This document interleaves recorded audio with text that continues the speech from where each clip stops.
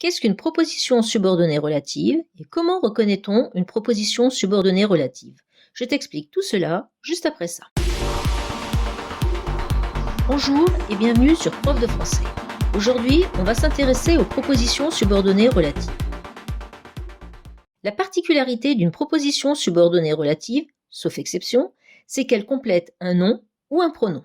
Exemple, si on dit le chien, je vais pouvoir compléter le chien en disant le chien qui aboie toutes les nuits. Le mot qui est complété par la proposition subordonnée relative, ici le chien, est appelé antécédent. Ce mot, cet antécédent donc, est repris dans la proposition subordonnée relative par un pronom relatif, c'est-à-dire que le pronom relatif représente l'antécédent. Alors, voici quelques pronoms relatifs. Qui, que, quoi, dont, où, lequel, lesquels, etc. Alors, la fonction d'une proposition subordonnée relative est toujours, sauf exception, complément du nom, c'est-à-dire complément de son antécédent.